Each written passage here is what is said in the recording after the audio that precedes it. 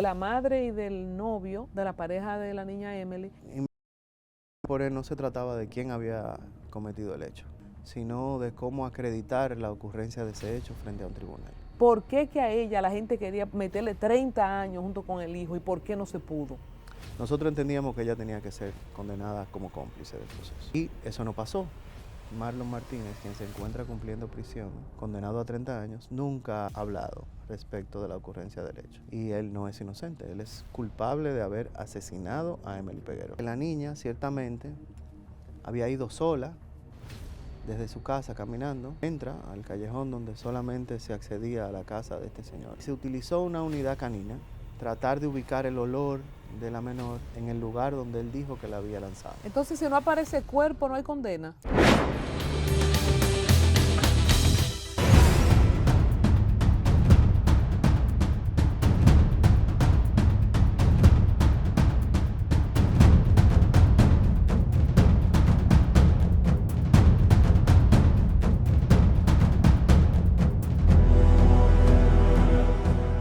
Mis amigos de Al Tanto, qué bueno que nos acompañan para un episodio más de su serie de abogados Entre Dios y el Diablo. Vamos a ver de qué lado está nuestro siguiente invitado. Dios mío, qué difícil la tienen los abogados con todos los cuentos y los chistes que hace la gente acerca de esta labor tan importante que, como dijo uno de nuestros invitados, define la vida y los destinos de una nación, de una empresa, por supuesto. Bueno, es un gran amigo de la casa, es un joven destacado que también comparte conmigo la función de comunicador, es José Martínez Hoppelman. Gracias por estar aquí. Muchísimas gracias por la invitación. ¿Tú viste eso de que el infierno está lleno de abogados, de que el diablo estaba acusando a Dios de algo y Dios le dijo, no te apures, el diablo le dijo, ¿y quién te va a defender? Yo tengo todos los abogados. Lo que pasa es que quien le recomendó a Dios que mandara a Satanás al infierno fue un abogado. Entonces, dicen que el diablo es abogado. Bueno, no lo sé, no le he preguntado, tampoco pienso hacerlo, pero la realidad es que la vida en sociedad como nosotros la conocemos no fuera posible sin esta función. Mira, la gente habla del tribunal divino. Mi mamá, por ejemplo, le gusta mucho usar esa frase, el tribunal del cielo. En el libro de Job, que dicen que es el primero de lo que se encontró para conformar la Biblia, hay una escena que es como un estrado, como que Dios está en el estrado y que está como pontificando y llegaron todos sus ángeles y ahí llega el diablo a acusar precisamente a Job. No sé si tú conoces ese párrafo. Sí, en la Biblia hay muchas referencias a momentos que tienen que ver con juzgamientos o cuestiones de aplicación de la ley en su momento. Uno de los más importantes y del que casi todos recordamos es aquel momento en el que Jesús, violentando los mismos derechos que habían procesales en aquella época, fue llevado de noche frente a un tribunal en el lugar donde nunca se reunía. Entonces, desde ahí empieza esta era post-Cristo, correcto, a ver el tema de los derechos procesales y en los justiciables. Mira, ahora me acaba de surgir una cosa que tú mencionas, violentando los derechos, Jesús es llevado de noche, y la gente que lo allanan de noche y todo eso, ¿será que están invitando? Era Pilato, era Herodes que estaba como rey, ¿verdad? Mire, cualquier parecido con la realidad. Es mera coincidencia. La realidad es que entrando a la República Dominicana, que es de lo único que conozco, le puedo decir que con sobrada preocupación veo cómo hay un desprecio por los derechos de los procesados en la República Dominicana. Y ese desprecio no solamente nace desde los propios investigadores, sino también del público en general que observa el acontecer de los procesos a través de los medios de comunicación o de las redes sociales. Y eso es bastante preocupante. La realidad es que en algún momento esas vulneraciones y abusos procesales en los procesos tendrá consecuencias sobre los procesos y sobre aquellos quienes han dirigido estas hondanadas de abusos procesales. Y dentro de esos abusos están esos que tú mencionas, están los tratos desiguales a imputados, unos se tratan de una manera, otros se tratan de otra. Unos tienen casco y chalequito, otros no. Ahorita vamos a entrar en esos detalles, pero ya que estamos dando este bonus adelantado, ¿qué te ha parecido esta situación que tiene Luis Henry Molina con lo que él busca como protección en alguna etapa del proceso que no se conozcan los nombres de los procesados y que mucha gente en las redes sociales lo ha acabado diciendo que está protegiendo a los corruptos favoritos. Mire qué pasa. La política de protección de datos, según tengo entendido, busca proteger datos de personas procesadas en la etapa de investigación. Una vez en la etapa de juicio ya no hay por qué proteger ningún dato. Ahora, eso viene dado, correlacionado al principio de presunción de inocencia en un lugar, y segundo, también viene dado con la finalidad de evitar que una persona que está siendo sometida a un proceso de investigación que todavía no se sabe si el Ministerio Público lo va a archivar o lo va a acusar, pues sea sometido al tribunal de los medios de comunicación y condenado sin ni siquiera haber ido a un juicio, como pasa constantemente. El problema de esa política de protección de datos no es lo que en sí trata de proteger, sino cómo los demás entes del gobierno y del Estado utilizarán esa política de protección de datos de la Suprema para autolimitar en sus instituciones el acceso a la información. Actualmente, nosotros hemos requerido información al Ministerio de Hacienda sobre los procesos de expropiación que han sido dados desde el 16 de agosto del 2020 hasta la fecha, con la finalidad de utilizarlo en una defensa en uno de esos casos sonoros que hay. Ese listado y esos documentos fueron enviados en cumplimiento de la Ley de Libre Acceso a la Información a nuestro despacho, pero con los datos tapados, con Sharpie, con marcador negro. Lo que impide, uno, que se pueda verificar la realidad de la información y dos, que puedan ser utilizados en los tribunales de la República. Y eso es no solamente una falta atribuible directamente al funcionario público establecida en la misma Ley de Acceso a la Información Pública, sino también un atentado en contra de la Constitución, como establece el artículo 123 y 124 del Código Penal Dominicano, si mi memoria no me falla. Entonces, esas son de las cosas y las consecuencias negativas que puede traer y que de hecho ya está trayendo esa política de protección de datos. Pero te pregunto, hemos visto unos allanamientos de película, algunos de ellos filmados, bueno, de los que hizo Jean Alain. ¿Qué es el mejor ejemplo de gente que salió hasta en paños menores y luego fueron en alguna parte del proceso desvinculados del mismo? El mismo episodio reciente de Hugo Veras, aunque la Procuraduría no llegó con medios de comunicación, los medios se enteraron y estaban ahí en el allanamiento y lo filman entrando al Palacio de Justicia. O sea, esta política de protección de datos, ¿cómo impactaría en la forma de los allanamientos y los apresamientos? Mire, por alguna razón desconocida por mí hasta el momento, pero que no será desconocida por siempre, los medios de comunicación siempre se enteran y siempre le llegan datos internos de los procesos que ni los abogados manejamos. Pero ¿cuándo empezó esa filtración? Porque los expedientes enteros están al aire. Yo creo que usted sabe esa respuesta. Y eso llegó con la mediatización de esta lucha que tiene el pueblo dominicano en contra de la corrupción y la impunidad que nos ha estado afectando durante muchos años, incluso hasta en la actualidad. Como una forma de satisfacer esa sed social por justicia, se le han ido filtrando datos, documentos, se han pasado informes, notas de prensa. Yo creo que no debe haber una institución que mande más notas de prensa que la Procuraduría General de la República. ¿Esta Procuraduría? Sí, bueno, la Procuraduría General de la República. En esta gestión, digo. En esta y en las otras, pero en esta un poco más. Vamos a hablar un poco de Hopelman antes de entrar a los detalles del abogado que estuvo frente al caso de Emily Peguero, que ya lo hemos tratado desde otra perspectiva en esta serie, de la niña Liz María, que, bueno, el cuerpo nunca apareció, pero el panadero, que ustedes lo vieron en el video, tiene 30 años en la costilla y muchos otros casos interesantes de alguien que ha estado en los medios, por ejemplo con Cavada, en la sección ¿Quién? Usted tiene la palabra, así era. Entonces vamos a darte la palabra un poco, Hopelman, ¿por qué te interesa el derecho? ¿Vienes de una familia de abogados? ¿Sabías tú de niño que querías ser abogado? Mire, yo me decido por el derecho por ahí en el año 1996. Yo estaba cursando el segundo de bachillerato, como se decía anteriormente, ahora se dice décimo, ¿verdad? Y empecé con esa curiosidad a raíz de la mediatización de un caso que afectó también bastante a la sociedad dominicana, que fue el asesinato del niño Llena Saibar.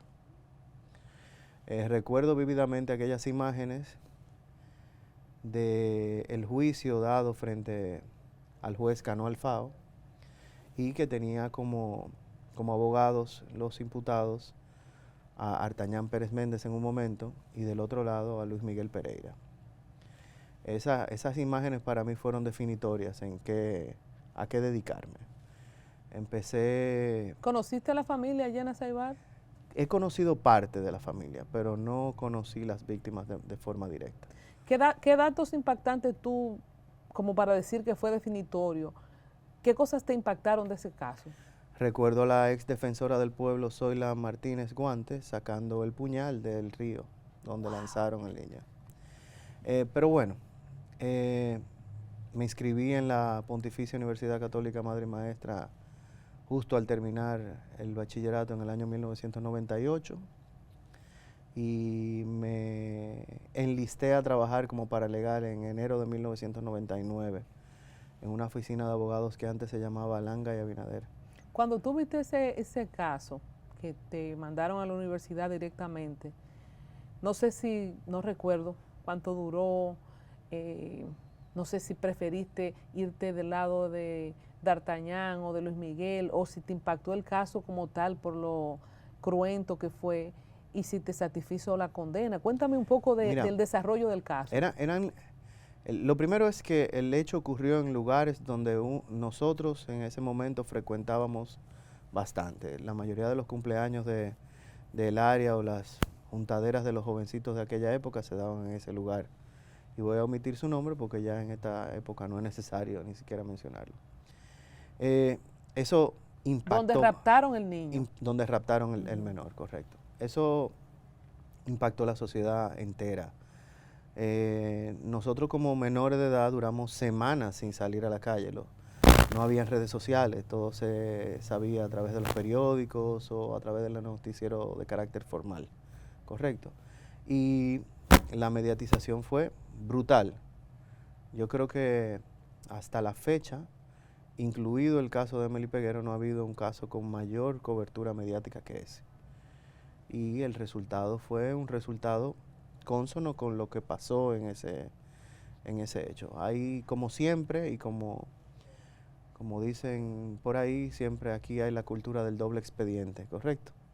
El expediente que va al tribunal y el expediente que se discute en los colmados y en las calles y en los plays de pelota. Que ese otro expediente era que había un rito satánico, creo que más o menos recuerdo eso. Correcto, que por ejemplo, Domínguez Brito, quien admiro muchísimo, que fue el fiscal titular de ese proceso, decía que el orden en que estaban puestas las estocadas en la espalda del menor tenía alguna simbología, etcétera. Siempre hay ese tipo de teorías. La realidad es que al parecer los investigadores en ese caso no lograron probar nada más que no fuera el rapto y la petición de un supuesto rescate que nunca pasó.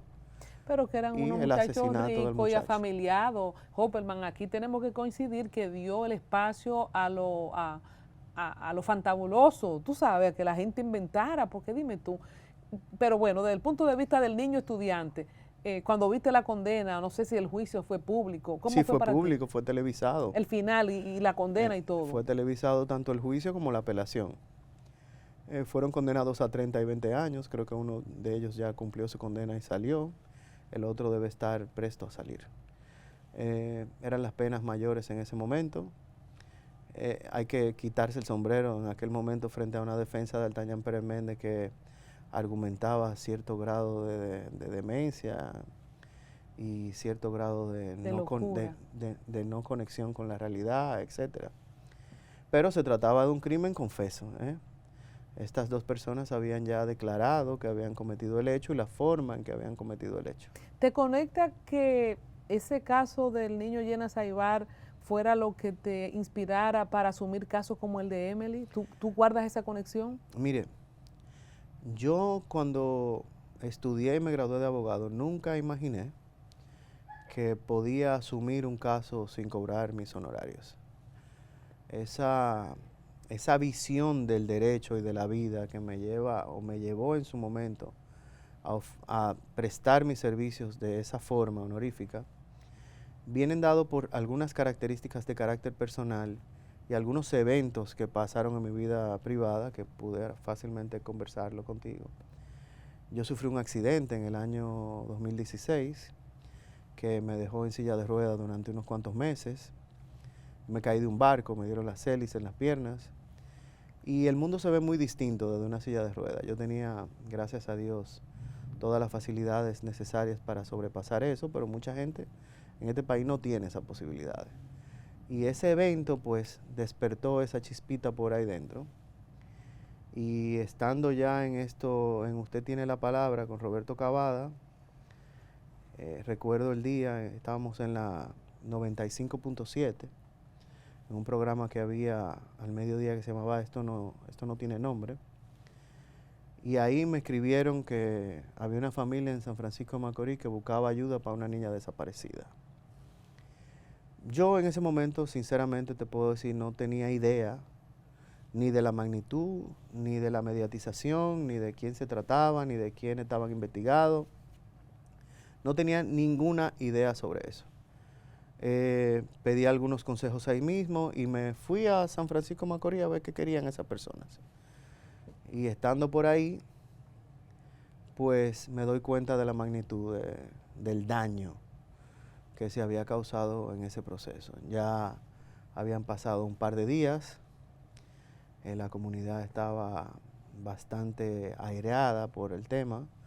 El muchacho ya había dado declaraciones y había llevado a la policía a diferentes lugares para despistar.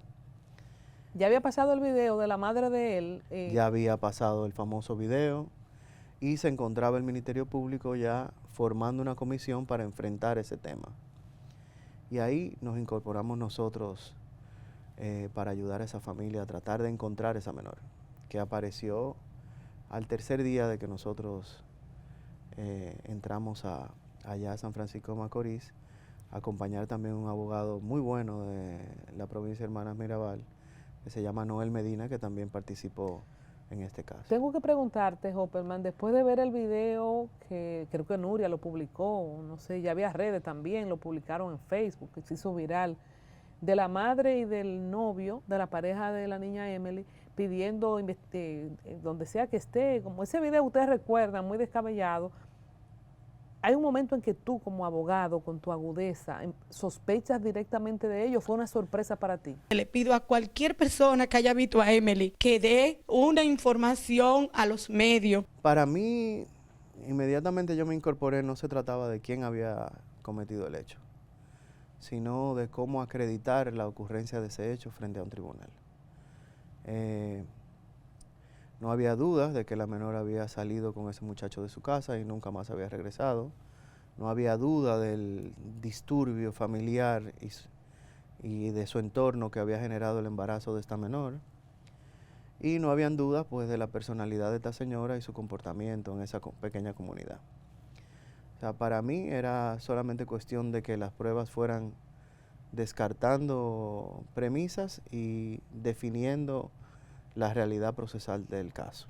Cuando tú te incorporas por un mensaje, por lo mediático y reconocer también la gran pegada de ese segmento, de ese noticiero de Cavada, que se ve el Canal 11 en todo el país, bueno, por esa coincidencia o esa coyuntura puede una familia desposeída conectar con un abogado de tu nivel. No sé si a la entrada tuya al caso, la señora Marlene Martínez o parte de su entorno trata de hacer algún contacto contigo, porque yo creo que dadas las injusticias que se viven aquí, sin la presencia de un abogado o de un buen abogado, no sé si hubiéramos tenido ese resultado. Mire, no, yo no recibí ningún tipo de contacto, ni he intercambiado palabras con esa señora, ni con ese muchacho de ningún tipo. Solamente en una oportunidad, habían ya presos los dos, ¿verdad? Con sus medidas de coerción y en el proceso ya de presentar acto conclusivo, ya se habían presentado, no recuerdo. Para época de unas tormentas, la desinformación como siempre y el doble expediente de la calle, decían que Marlene Martínez la habían sacado de la cárcel de Rafey. Ella se encontraba detenida en la cárcel de Rafael Mujeres. Y eso generó un desasosiego grandísimo, no solamente en la sociedad, sino también en la familia, que era revictimizada constantemente con ese tema. Frente a eso, nosotros le cursamos una solicitud a la Procuraduría General pidiéndole que aclararan el estado actual de la señora, ¿verdad? Porque esa cárcel, al caer esa tormenta tan grande, pues recibió mucha agua y algunos presos fueron movidos, etcétera, y se decía que en ese movimiento ella había quedado fuera. En ese momento de la Procuraduría me respondieron que no tenían ningún inconveniente en que yo, si tenía el interés, pues fuera a la cárcel de Rafael Mujeres y viera con mis propios ojos que se encontraba allí detenida.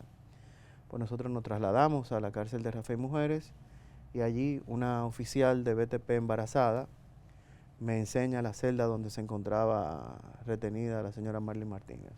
Debajo de un zaguán, de una escalera, una puerta de metal, arriba de la puerta un televisor y una cama pequeña. Ahí se encontraba ella sentada, me acerco y ella se pone de pie. Yo digo, yo soy José Martínez Hoppelman, espero tratarla con dignidad. Di media vuelta y me retiré. Al salir de ahí, hablé con los medios de comunicación que se encontraban en el lugar y les expresé que ella se encontraba retenida en la cárcel.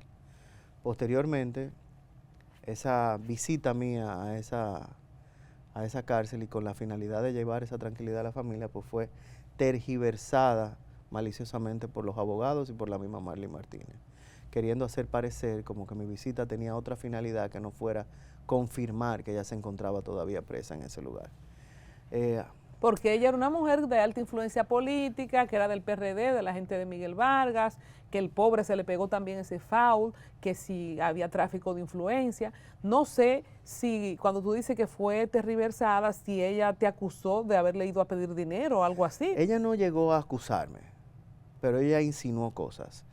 Y esas insinuaciones... ¿Cómo qué? Esas insinuaciones como que en ese momento, si mi memoria no me falla, ella decía que yo había ido a presionar o buscar algún tipo de acuerdo, lo que fuera. La realidad es que con la señora Marlene Martínez, ni la familia ni los abogados llegamos nunca a ningún tipo de acuerdo. La señora Marlene Martínez fue condenada primero a 5 años. Páramelo ahí entonces. Señores, porque estamos haciendo historia. No, que sé yo qué, que fue por influencia política. Expliquemos el tecnicismo de parte tuya, ya lo hemos tenido de parte del abogado de ella, ahora tuyo, del caso de la familia de Emily. ¿Por qué que a ella la gente quería meterle 30 años junto con el hijo y por qué no se pudo? Bueno, mira, nosotros manteníamos y mantenemos el criterio de que por la aplicación de la forma de ver el derecho penal, de teoría del delito y no del positivismo claro y duro de todos los días que se aplica en los tribunales de la República Dominicana, en los casos pequeños, porque ya en los grandes se empieza a utilizar esa teoría del dominio del hecho, ¿correcto? Nosotros entendíamos que ella tenía que ser condenada como cómplice del proceso. Y eso no pasó. ¿Que un cómplice es? Facilitador. Es un facilitador. Y nosotros decíamos que ella era una facilitadora, no solamente porque ella había escondido el cadáver, como se ha querido malinterpretar. No se trata de esconder el cadáver. Se trata de haber facilitado la llave de un apartamento donde se ocurrió el hecho. Se trata de haber ordenado limpiar la escena del crimen. Se trata de hacer esa entrevista que tú mencionaste. Y se trata de hacer desaparecer los videos, tanto de la torre de apartamento como de la finca donde llevaron el cadáver de Emily la misma noche. Eso es mucha cosa. Entonces, lo que tú estás diciendo, una lista. Porque es muy fácil sentarse en esta silla y decir, no, un simple ocultamiento de cadáver. ¿Tú te imaginas tú arrastrando un cadáver para esconderlo? No. Lo que pasa es que en Francia, cuando se aprobó este código, lo que se quería evitar era que en los enfrentamientos que habían entre pueblos, si una persona encontraba un cadáver en la calle, no lo arrastrara y lo escondiera, sino que tenía que dejarlo ahí hasta que la autoridad pues se presentara y levantara las actas correspondientes. Ese delito es para eso. Ese delito no es para sumarse al plan criminal de una persona y esconder un cadáver. O patrocinar los medios, ¿cómo se dice? Patrocinar los medios económicamente. Medios. Entonces, ese delito de ocultamiento de cadáver, si usted se fija, está también conjuntamente con el de profanación de tumbas. No se trata de que yo vivo en La Vega y mi papá fue enterrado en Santo Domingo y tengo una pugna con mi hermano y yo fui al cementerio Cristo Redentor y rompí la tumba y me llevé la caja con todo el cadáver para La Vega. No se trata de eso. Se trata de un cadáver fresco, sin rigus mortis todavía, que fue recogido y ordenado que se recogiera, y que fue bajo su dominio llevado a lugares y escondido. O sea, no es lo mismo. Sin embargo, el tribunal no lo vio así y condenó en primer grado a 5 años por traslado ilícito de menor y por ocultamiento de cadáver. Hopperman, de ese doble expediente, que me ha encantado ese concepto que has traído para la audiencia también, que es la historia y la otra vida que la gente se inventa de uno, porque no es solamente de doble expediente. Yo tengo mi doble expediente, ¿eh? Hay gente que jura y perjura que me conoce y se inventa cosas, pero bueno. Pero de las cosas que se dijo es que Marlene había mandado hacer el aborto porque ella no quería un nieto pobre o que su hijo esté con una niña pobre. ¿No se pudo comprobar ese hecho? Mire, yo no sé si eso ocurrió de esa forma. Yo lo que sí sé es que el embarazo de la niña generó un disturbio entre esas familias. Y lo que sí sé es lo que pudieron decir los testigos ahí, que ella no estaba muy contenta con ese hecho. Eso es lo que yo sé. ¿Usted no califica para autor intelectual? No hay una autoría intelectual ahí en ese hecho. No la hay. Ahora, desde mi óptica, sí hubo una facilitación de medios, incluso hay hasta indicios de instigamiento. Lo que sucede es, reitero, que desde mi óptica, San Francisco de Macorís, y así el tiempo lo ha demostrado, es la joya de la corona de la corrupción judicial en la República Dominicana. Y eso yo lo he repetido y lo voy a mantener hasta que cambie eso. Entonces, y una muestra de eso es que en aquel momento en que yo mantenía el discurso de que esa era la joya de la corona de la corrupción judicial de la República Dominicana, Quirinito lo sacaron de una cárcel y lo declararon muerto y lo enterraron estando vivo. Entonces, ¿cómo te las muestras están ahí. ¿Verdad? En el estrado, qué es lo que dice el juez, qué es lo que dice el abogado de la defensa, para que tu postulado de ser la facilitadora, de ser cómplice, no fuera considerado? Ella la presentan como una simple... Mire, para mí lo que jugó a favor de ella es su condición de madre del imputado principal. Que una madre puede hacer lo que sea para... En estos días se está conociendo un caso en Santiago de los Caballeros de un hombre que mató a una abogada en Puerto Plata que se llama Paola Languasco, si mi memoria no me falla. El tipo asesinó a la abogada y buscó 2 personas para que ocultaran el cadáver y lo trasladaran del lugar donde ocurrió los hechos. El tipo se fue de la República Dominicana, fue extraditado hace solamente un tiempo breve, desde España hacia República Dominicana. Los 2 cómplices, o los 2 ocultadores de cadáver, en la teoría o el pensamiento de algunos abogados, fueron condenados a 20 años. Y esas personas no participaron en la ocurrencia del hecho. Sin embargo, hoy se está juzgando a ese señor, que creo que se llama Carlos Nepomuceno, por asesinato en la jurisdicción de Santiago. Y seguro que será condenado. Entonces, la única diferencia entre esos 2 supuestos de hecho es que en un caso los facilitadores del ocultamiento de ese crimen no son familia del imputado. Y en el de Emily, la que facilitó y ocultó era la madre del imputado. Para salir de este caso y abarcar los otros, ¿cómo es que se vende en el tribunal, cómo se ventila la condición de que por ser madre no se le considera cómplice? Recuérdame ese momento. Mira, lo que se discutía ahí era si su participación era antes o posterior del hecho. Pero participación siempre hubo. ¿Entendiste eso? Allá lo que se discutía era si su participación era post el hecho o antes del hecho.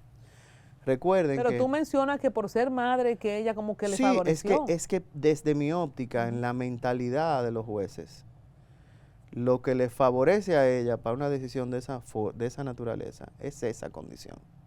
Tal vez si ella hubiese tenido otra condición distinta, el tratamiento hubiese sido distinto, y si hubiese sido en el Distrito Nacional, su juzgamiento, su sentencia hubiese sido muy distinta también. Sí. 100%. Entonces 100%. establecemos que no solo la condición de madre, sino que su poderío político y económico, en la que tú has calificado la joya de la corona de la corrupción, que es San Francisco de Macorís en temas de justicia, entonces esto influyó no solamente la condición de madre, sino el lugar donde Sí, estaba y el claro, poder que ella tenía. Claro. Miren, yo te voy a dar una primicia que tal vez nunca he dicho antes. El Ministerio Público Investigador inicial de este proceso, que me voy a reservar su nombre, pero él sabe quién es, tenía identificado inclusive al ingeniero en sistema que desconectó los videos en ambos lugares. El caso fue declinado de la provincia de Hermanas Mirabal a San Francisco de Macorís durante el momento de los apresamientos. En ese traslado, el fiscal de San Francisco de Macorís nunca se preocupó por ver quién era esa persona. ¿Por qué se hizo el traslado? Porque la calle donde ocurrió el hecho pertenece a Cenoví y Cenoví pertenece a San Francisco de Macorís, no a Hermana Mirabal, aunque en distancia se encuentran más cerca. Wow. Y tú dices, nunca procuró saber quién era, ¿por qué? Eso habrá que preguntárselo a él. Pero, o sea, ¿qué tan importante para no dejar eso suelto era que él conecte con el anterior Te Ministerio voy a dar Público? otro dato. Ese mismo fiscal al que yo me estoy haciendo referencia, se hizo una prueba en el expediente de la policía científica, donde se tiró luminol en el área, en el área donde ocurrió el crimen. Esa prueba y las imágenes a color de esas pruebas no aparecieron el día que había que presentar la acusación. Entonces, ¿dónde fue que ocurrió el crimen específicamente? crimen, ¿Era un apartamento? El crimen ocurrió en un apartamento en la Torre Don Luis, en San Francisco de Macorís. Entonces, acuérdate que no todos somos abogados, hay que ir descifrando la cuestión para la gente que nos está viendo. Por cierto, suscríbete a este canal, si lo estás viendo, apóyame con un pulgar hacia arriba y deja tus comentarios. Cuando tú dices, Hoppelman, no apareció esa prueba, los videos fueron desconectados, así yo pensando, ¿podría ser que en esos videos haya otra persona aparte del mismo Marlon? Mira, a mí nunca me ha gustado navegar en el tumultuoso mar de las especulaciones. Eso no es sano. ¿Pero por qué desconectan la cámara? ¿Qué se quería ocultar ahí? La ocurrencia del hecho. La reunión que hubo posteriormente en la famosa finca aquella. Aquella finca donde la comunicadora de investigación fue y más nunca volvió. Porque el propietario de esa finca era un connotado miembro del crimen organizado de la República Dominicana, que más nunca se ha vuelto a mencionar. De hecho, yo tampoco lo voy a mencionar. En algún momento. Entonces, lo de la finca que tú dices, que la investigadora es Nuria Piera, ¿verdad? Porque no había otra investigadora y ella fue que dio a conocer el video aquel famoso. Entonces, ¿por qué tú crees que nunca volvió? ¿Cómo así? Habría que preguntarle a ella. ¿Pero salió algo de esa visita, de la primera visita? Habría que preguntarle por qué no volvió. ¿No hubo más programa? No hubo más programas sobre la finca de ocurrencia del hecho. Pero bueno. Perdóname, si hubo una práctica de un... No hay una doctora, no hubo, no se supo quién. Sí, el doctor, Ministerio Público entrevistó a una doctora. El pueblo pensaba que esa doctora había participado en ese tema de un supuesto aborto. Y esa persona fue entrevistada, se presentaron evidencias de que a la misma hora de ocurrencia del hecho ya se encontraba en otra provincia, en un hospital público dando servicios.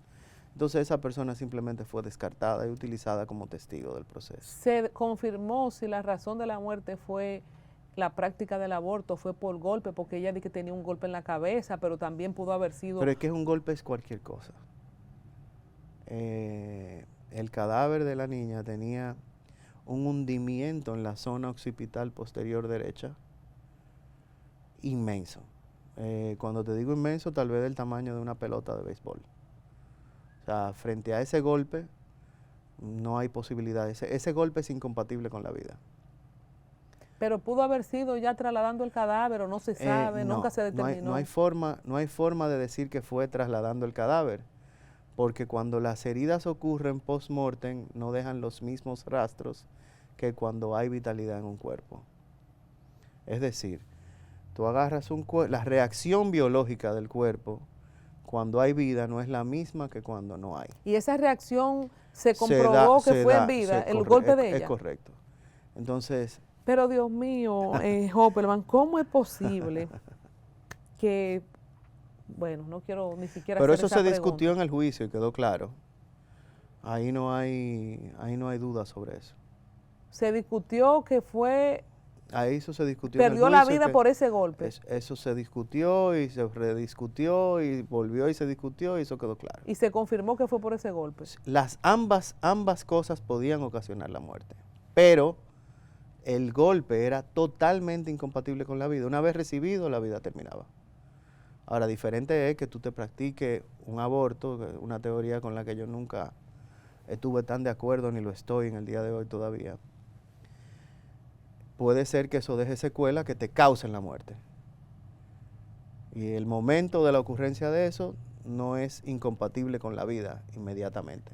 Sin embargo, el golpe de la cabeza sí era incompatible con la vida de forma inmediata. ¿Supimos cuánto tiempo pasó entre que ella se desapareció, que ella se fue con él? Porque los videos entonces nunca lo vimos. Nosotros vimos videos de ellos entrando a la Torre Don Luis que fueron captados de propiedades que se encontraban en la misma calle. Perfecto. Entonces, desde fueron ese día... fueron acercados a través de experticias realizadas por el Instituto Nacional de Ciencia Forense. Y ahí se vio cuando llegan y se ve cuando él se va arrastrando su saco y montándolo en el baúl. ¿Y eso fue cuánto tiempo después? ¿Un día después, horas después? No, eso fue horas después. Wow. Entonces no hay nada que preguntar. Sin duda que fue por el golpe, como tú dices, discutido y rediscutido.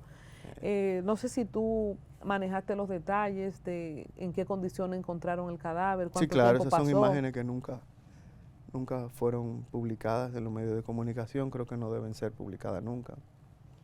Creo que pasaron 7 o 10 días. Las condiciones en que apareció ese cadáver fueron unas condiciones muy deplorables, inhumanas. La madre de la niña dijo durante el juicio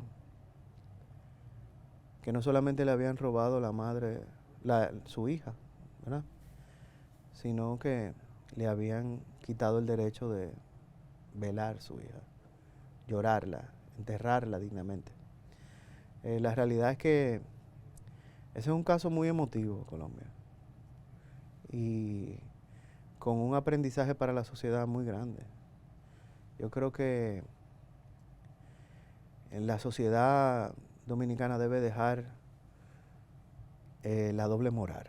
Y cuando me refiero a esa doble moral, me refiero a que todos queremos eliminar el matrimonio infantil, todos salimos a entrarle a golpes a quien le pone la mano a una menor de edad, pero sin embargo los hospitales públicos atienden niñas embarazadas todos los días y no hay un representante del Ministerio Público ahí para levantar actas sobre eso.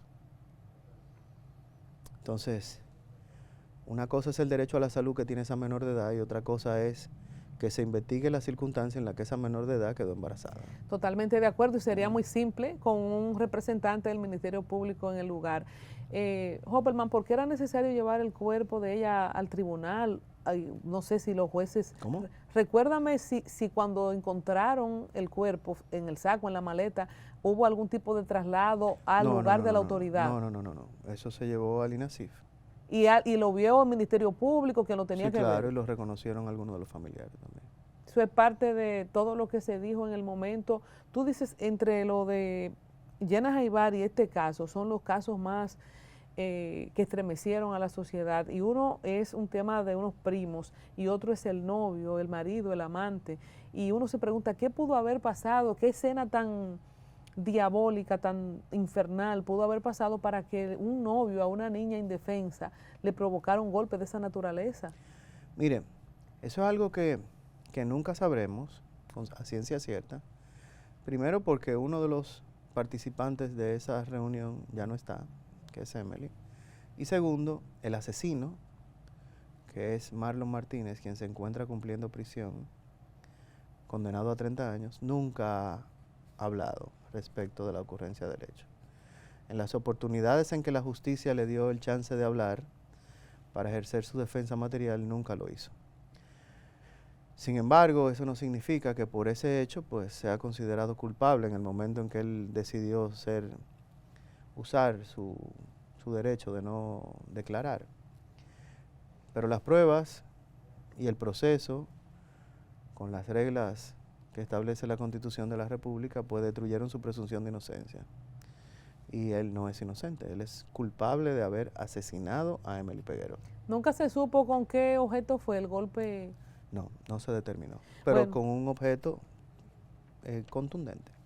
cuando tú, aunque no fue la condena que esperaba en el caso de Marlene, pero bueno, dijiste tuve un accidente, me hizo ver la vida de otra manera, después de tu conexión con el tema de la justicia por el caso de Jenna Saibar, cuando terminó este caso, ¿cómo te sentiste? ¿Tuviste que trasladarte a otra provincia? ¿Fue un caso pro bono, como dicen ustedes los abogados? O sea, no tuviste ningún tipo de remuneración económica. ¿Cómo te sentiste con la condena? Mire, yo me sentí con la satisfacción del deber cumplido. Desde el inicio de ese proceso, lo difícil de ese caso era la configuración probatoria de la participación de la señora en el proceso. Entonces eso era una realidad que nosotros en la barra de abogados y la familia conocíamos. Que se hizo todo lo posible para que fuera diferente, es cierto, se hizo todo lo posible. Pero el resultado nunca depende de nosotros los abogados. Nosotros somos facilitadores de medios, no de resultados. Hay otro caso similar, que no sé si te llegó por vía de consecuencia, el caso de Liz María en el 2020, una niña que un caso muy similar, porque creo que también una cámara mostraba al panadero saliendo con algo en la mano que presumimos que era el cuerpo. Cuéntame de este caso. Mira, wow. Había bien terminado el viacrucis del caso de Emely, cuando mi socio Marcos Rivera me decía, no te me metas en más casos de esa naturaleza, por favor. Te necesitamos aquí en la oficina. Bueno, pues las redes sociales explotaron. Una madre desesperada pidiendo que por favor, que a mí, que fuera a verla, que su hija la habían desaparecido y que no aparecía, etcétera, etcétera, etcétera. Otra vez, por esta vez más cerca, fui ahí a la ensanche Isabelita, me reuní con la madre de Liz María, Lizelot, y con su padre, Emmanuel. Y me contaron lo que había pasado. Ese hecho ocurrió el 16 de agosto del año 2020. Estamos en pandemia, ¿verdad? Sí, estábamos en pandemia y ese día se estaba juramentando el nuevo gobierno.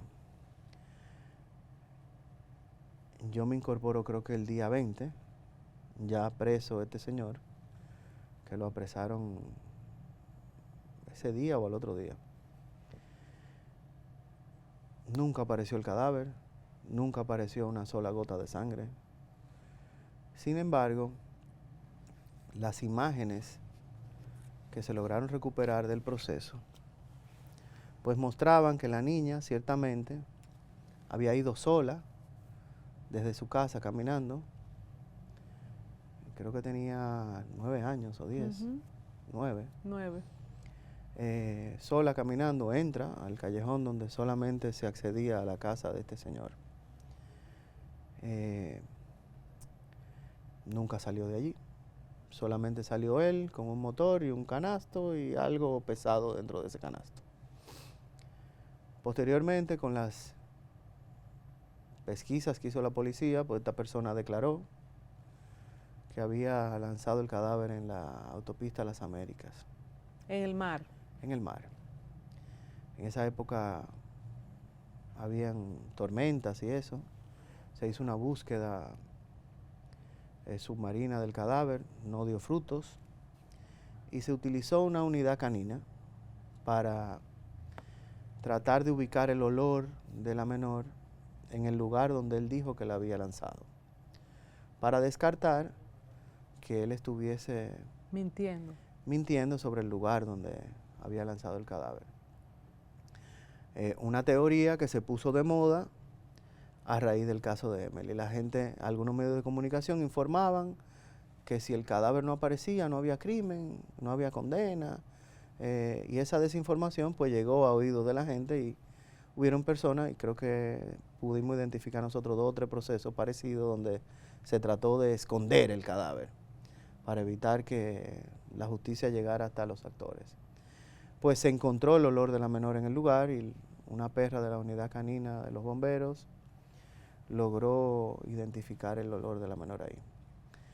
Y en una discusión bastante interesante en el juicio que se dio en la provincia de Santo Domingo, un argumento de la defensa era, bueno, pero es que el olor de la menor pudo haber sido llevado a ese lugar por los mismos familiares que se encontraron incorporados en la búsqueda.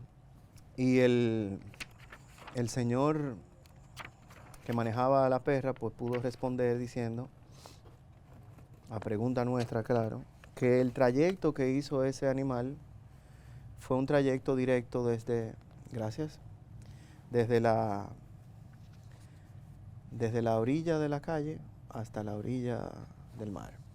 Lo que indica que al olor estar en esa dirección y no estar disperso, lo que indica que el olor fue directamente llevado por el cadáver y no así por los familiares. Entonces, si no aparece cuerpo, no hay condena. Bueno, eso es, se entendía que el elemento material del homicidio es el cuerpo, ¿verdad? Entonces, como no hay una acta de defunción, en algún momento de la historia de la República Dominicana, en el pasado reciente, pues si no había cadáver, no se configuraba el homicidio.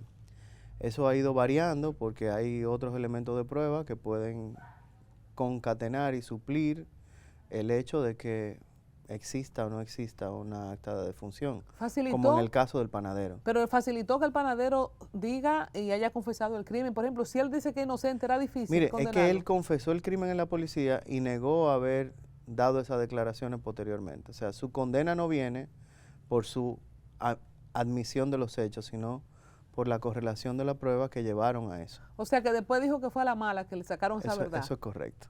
¿Qué es posible, Yo no lo creo porque yo fui a verlo.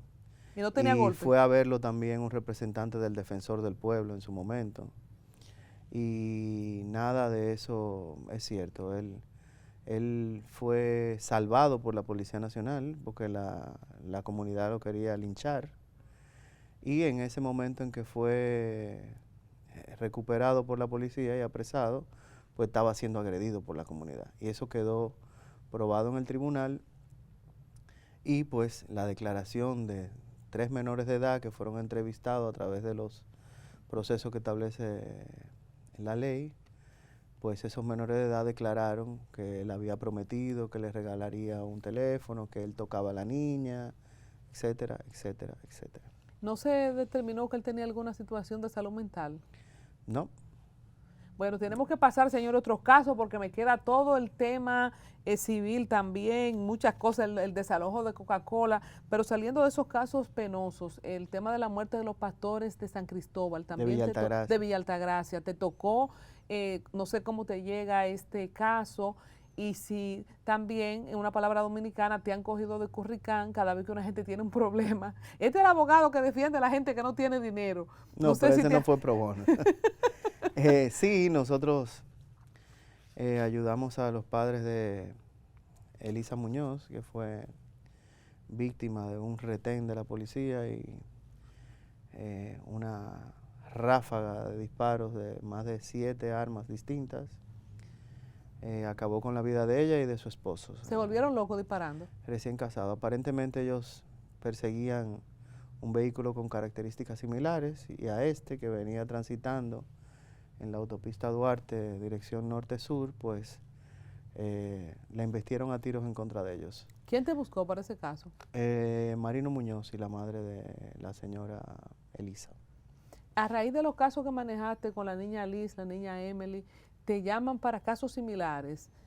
Casi siempre pidiendo ayuda y ese tipo de cosas. Ojalá que pudiera tener más medios y más recursos para ayudar a todo el que me lo pide, pero lamentablemente no puedo. ¿Qué pasó con este caso? Que era contra policías, ¿verdad? Sí, una dotación policial, 7, 8 imputados, fueron condenados a 20 años el coronel Mariñez.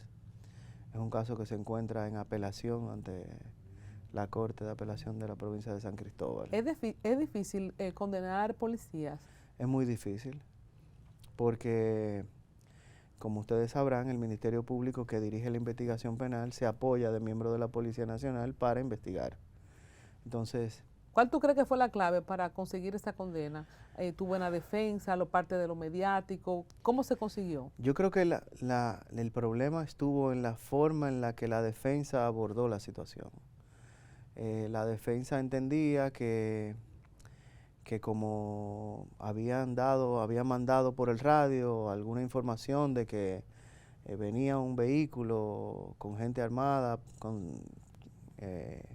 cuestiones parecidas, pues eso podía ser suficiente para ellos eliminar el hecho de que habían acribillado a esa pareja. También ayudó el hecho de que 2 de los 4 ocupantes de ese caso sobrevivieron a la ocurrencia del hecho y pudieron prestar su testimonio frente al tribunal. De igual manera, el testimonio de uno de esos policías que declaró la forma en que el coronel Mariñez dirigió el operativo y la forma en que trató de ocultar el hecho, ordenando que se le disparara a la camioneta de la policía para hacer entender que había un intercambio de disparos. Y esas son las realidades de la República Dominicana. O sea, unos pastores le iban a disparar ¿con qué? Parece que cuando revisaron el carro, encontraron la Biblia, dijeron, bueno, pues aquí tenemos un problema nosotros. Y pues entonces ya era muy tarde, ya habían mandado darle los tiros a la camioneta, ya habían montado su película, una película que gracias a la investigación realizada por la fiscal de Villa Altagracia, pues pudo ser desmontada. Valiente, irresponsable, el ex jefe de la Policía Nacional, Edward Núñez se llamaba, ¿cómo se llamaba? Hizo un informe de investigación totalmente vergonzoso, totalmente separado de toda la realidad. Porque hay siempre que apañar a los miembros de la policía. Claro, imagínese él. Me llama poderosamente la atención como con la Policía Nacional nunca hay consecuencias internas. Ojalá que ahora, con este caso que tienen del tema de Pandora, de las municiones y ese tipo de cosas, puedan lograr una condena. Ojalá que lo logren. Pero así mismo como pasan ese tipo de cosas en la policía, así pasan en todos los organismos investigativos que tienen que ver con el derecho penal en la República Dominicana. Y ni el Ministerio Público escapa a eso, ni la policía tampoco. Lo único problema es que nunca hemos visto un Ministerio Público sometido a la justicia todavía, ¿verdad que no? No. Al menos que no sea el caso del ex Procurador General de la República. Exacto, eso te iba a Pero decir. no tiene que ver con expedientes judiciales, sino con administración pública. O política. Correcto. Vamos a entrar precisamente a unos casos muy llamativos. Hoppelman defendió a Ricardo Ripoll de Somos Pueblo por una acusación de difamación e injuria de parte de Martínez Pozo. Por este lado, Julio Martínez Pozo, el principal analista político de este momento, y Somos Pueblo, que tienen toda la atención y toda la credibilidad en este momento como plataforma de denuncia social y digital. ¿Cómo fue eso? Bueno, Somos Pueblo era una entidad sin fines de lucro. Ahora creo que se convirtió en un medio de comunicación, creo que se llama Somos Pueblo TV o Somos Pueblo Media. Creo que se convirtió en una compañía, una sociedad de responsabilidad limitada. Me pidieron que yo opinaba de lo que había dicho Martínez Pozo en su momento, que utilizó unos términos peyorativos ahí para referirse a Ricardo Ripoll cuando leyó un historial policial. Y yo di mi recomendación y pues sometimos a la justicia a Julio Martínez Pozo. Ese proceso me costó caro a mí. Me costó caro porque enfrenté a un comunicador que tal vez se excedió en el uso de la palabra para defender a Ricardo Ripoll, que posteriormente no agradeció que yo haya hecho eso. Cuando el caso terminó en primer grado, yo decidí inscribirme para postularme para defensor del pueblo de la República Dominicana. Y estando postulado para eso, no podía continuar en una defensa ante la Corte de Apelación. y menos en un caso de esa naturaleza y con esa connotación. Y él continuó con otros abogados. Por allá perdió su proceso. Entonces, ¿por qué tú Y de dices ahí que no? y de ahí para acá me tiene un cariño impresionante. Parece que se sueña conmigo todas las noches. Por eso Qué tú dices cosa, que no agradeció. Porque entonces Qué después te cosa. entró. Qué cosa. Es que a nadie le gusta que lo dejen. ¿Eh? A nadie le gusta que lo dejen, lo Qué dejaste. ¿Eh? Que Dios lo acompañe. Entonces, al final, en primera instancia, se ganó. Sí, fue condenado por injurias. Entonces, ¿qué implicó esa condena a Julio Martínez Pozo? Yo no sabía eso. Sí, eso está por ahí. ¿Qué era? ¿Una pena monetaria? Sí, ¿Cómo era una cuestión suspendida y una penita monetaria. por Entonces, te ahí. pusiste enemigo de Julio por estar defendiendo a Ripoll Y Ripoll- terminé enemigo de otro. Digo, él terminó enemigo mío. vaya. ¿Y te arrepientes de eso, de haber participado en ese proceso? Porque casi Me ningún me abogado... arrepiento de haber estado cerca de ese conglomerado. Porque cuando se creó, o cuando se ideó, o cuando se me planteó y cuando yo me involucré en esa entidad, era una organización sin fines de lucro, ¿verdad? Con un norte claro. Posteriormente los hechos fueron descantándose a un tema de carácter comercial. Y a mí no me gusta mezclar la comunicación con el dinero. Por lo menos no en lo que tiene que ver con mi profesión, ni con mi participación en cuestiones de carácter social, como por ejemplo la iniciativa por el Estado Social Democrático y de Derecho que lanzamos en estos días para el tema de un análisis profesional y llevar información clara y diáfana a la sociedad sobre el tema de la reforma constitucional.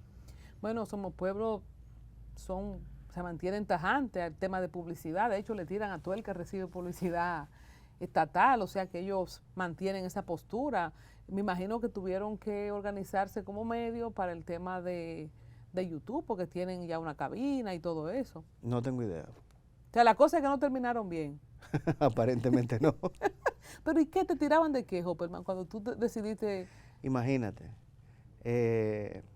cuando llegó el caso del ex procurador general de la República, generaron una serie de fábulas y asunciones totalmente negativas y totalmente, bueno, cónsonas con lo que ellos son. Me llegaba toda esa información, la gente me lo contaba. Mira, pues tú viste lo que dijo fulano.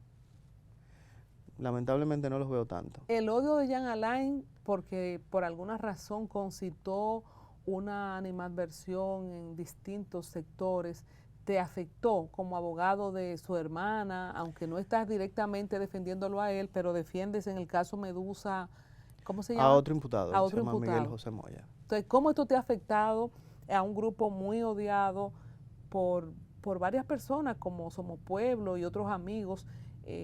Los abogados reciben, hablando ya como profesional, la cosecha también de quienes defienden. Mira, sí, en algunas ocasiones uno recibe por el ejercicio profesional un poco de odio reflejo, como yo le llamo. Uno tiene que aprender a vivir con eso. Uno tampoco es monedita de oro para caerle bien a todo el mundo. Sin embargo, los derechos fundamentales de las personas llegan a tal punto que el derecho de la defensa es tan importante que si usted no tiene con qué pagar un abogado, el Estado le provee uno. Entonces aquí hay abogados a los cuales se les exige mediáticamente no defender a X o a Y personas. Sin embargo, hay otros a los que no se le tiene esa rigurosidad. Por ejemplo, para caer en lo mismo, hay abogados que han sido abogados de corruptos que han sido sometidos en otros procesos y tú lo ves sentado en la oficina de Somos Pueblo, por ejemplo. El que era abogado de Julio Martínez Pozo en el proceso que yo llevé va a Somos Pueblo y ahí hace sus comentarios y sus cosas. Entonces, O sea, a ti lo que no te perdona es tu vinculación con Jean Alain, la hermana, entonces, ¿cómo se llama? Con Maybeth Rodríguez, que tú la defendiste también contra... Eso es una moral en calzoncillos, como dicen vulgarmente por ahí.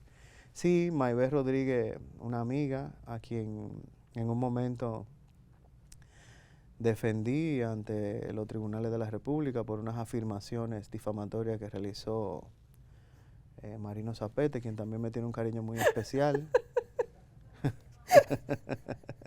Entonces yo estoy pensando aquí, este tipo tiene mucho valor, para no decir lo otro que empieza con C. O sea, tú estás No. en una demanda con Martínez Pozo por un lado, que ya vimos lo que cobraste por eso, ganaste de enemigo a Somos Pueblo y a Martínez Pozo, entonces tú demandas a Marino Zapete, tú tienes el tupé de representar. Mira qué pasó. Mira, Marino déjame Za- hacerte este cuento, espérate, Es que hay que reírse. yo tengo un amigo, saludos para Bartolo, que era mi editor y productor y todo conmigo del especial, que él decía, Marino Zapete de la gente que se levanta por la mañana, se mira al espejo y se da 2 galletas él mismo, porque él tiene que garantizar que va a pelear con alguien temprano.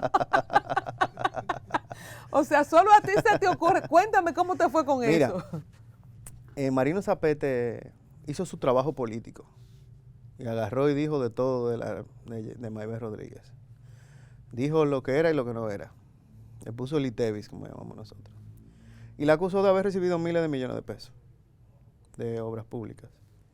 ¿Y tú crees que a 5 años de haber llegado el cambio y de que en la 27 de febrero, cuando Luis dio la gracia por haber sido electo, el público que lo apoyó voceara lo queremos preso, esa señora no estuviera sometida a la acción de la justicia si hubiera recibido miles de millones de pesos, como dijo Marino Zapete?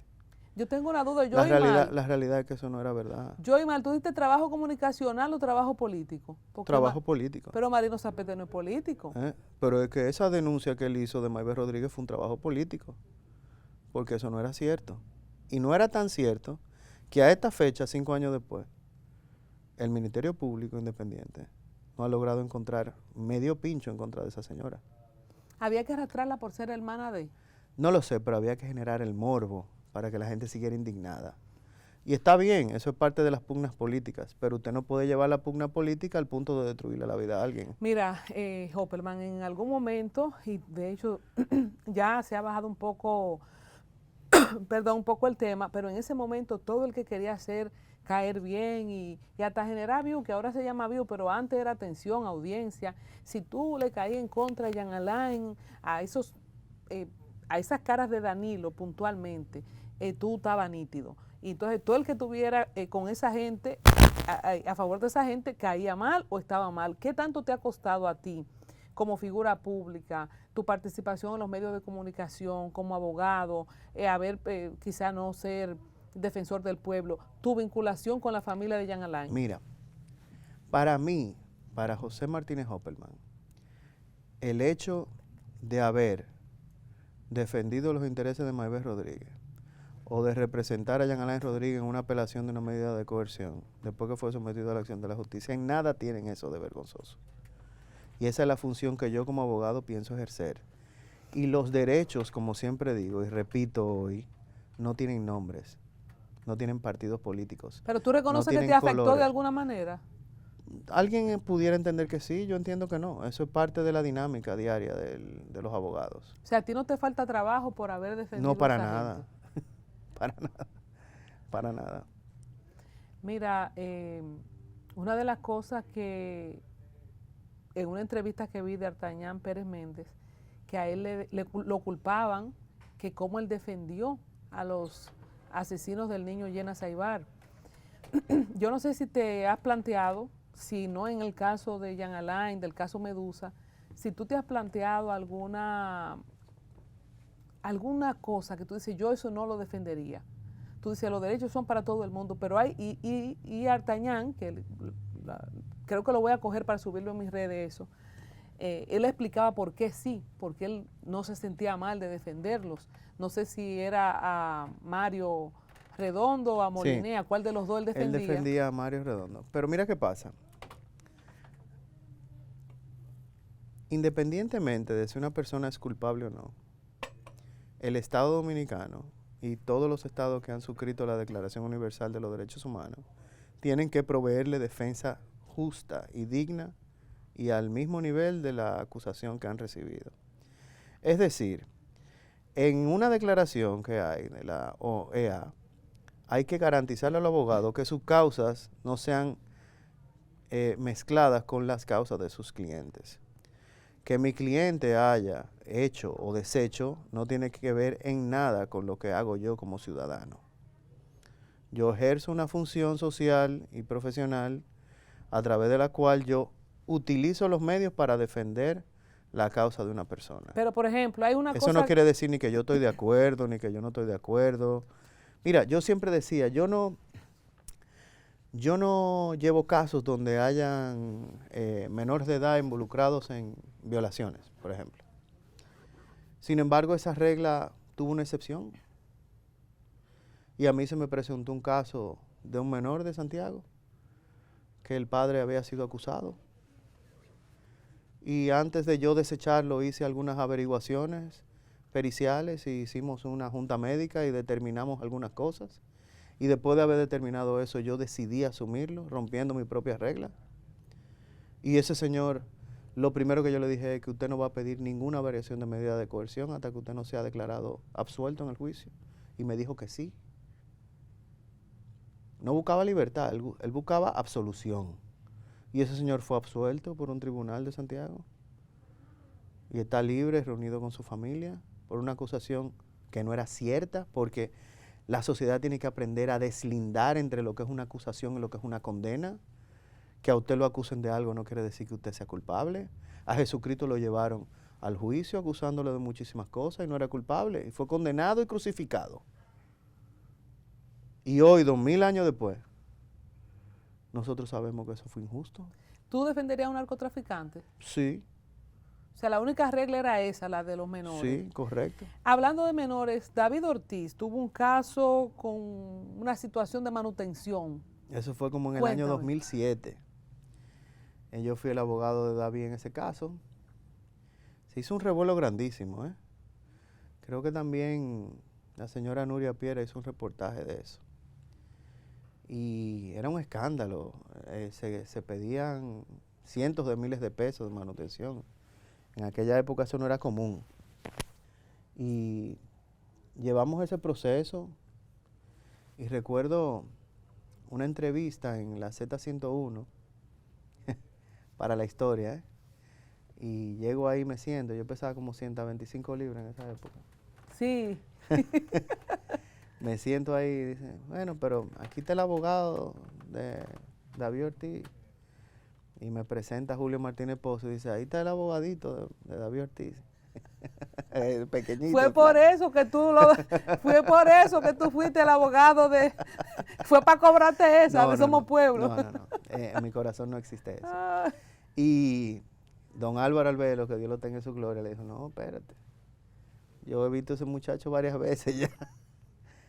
Y ese caso terminó bien. David Ortiz se le impuso una manutención justa en su momento.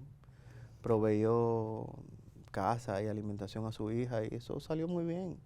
La justicia se manifestó de una forma muy correcta en ese proceso. Porque los hijos de los ricos gastan más. Sí. Hay que decirlo. Dependiendo del sueldo que tenga el papá o la mamá es que se pide la manutención. La realidad es que no. La manutención no es proporcional a los ingresos de los padres o de las madres. La manutención es proporcional a los gastos del menor. David tuvo otro tema, tú fuiste abogado de él también, más reciente. Nosotros, con un hijo. Yo no sé, de acuerdo con la... David tuvo el problema de... Exacto, con la mamá de un hijo. No, David tuvo el problema de los tiros esos, ahí, del tiro ese que le dieron en... Del atentado. En un atentado. Nosotros lo representamos al inicio y luego él, a través del equipo de pelota donde trabaja, pues le mandaron otros abogados y nosotros lo representamos al inicio de ese proceso. Proceso lamentable también, ¿eh? Y con un doble expediente también. Un doble expediente. El expediente que llegó a los tribunales y el expediente de los medios de comunicación. Pero el expediente, el doble expediente aquí se cumplió porque cuando vinieron la gente de fuera, lo que pasa no es que, fue como dijo las autoridades de aquí, de que era porque iban a matar a otro. Lo que pasa es que, por ejemplo, yo hablé con el fiscal uno de los fiscales investigadores de ese caso.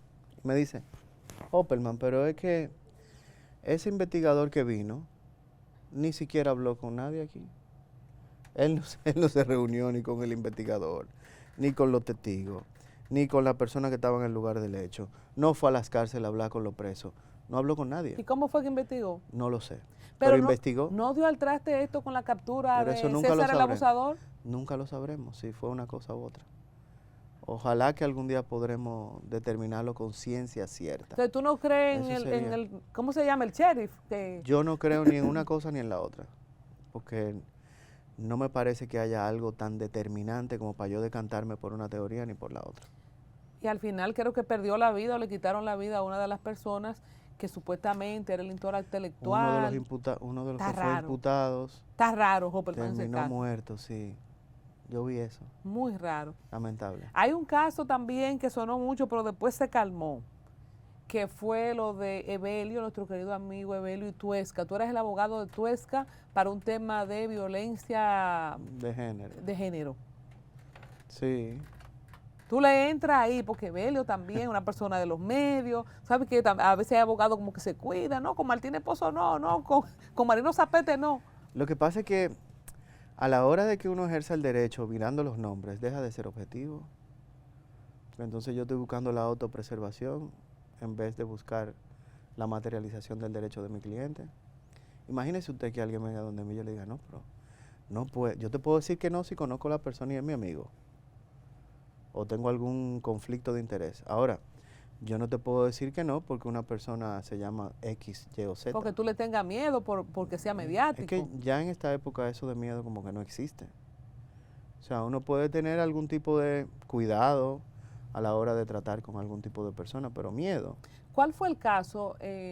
¿Cómo se determina más bien el caso cuando no hay pruebas de la violencia? Exactamente cuál era la acusación contra Evelio.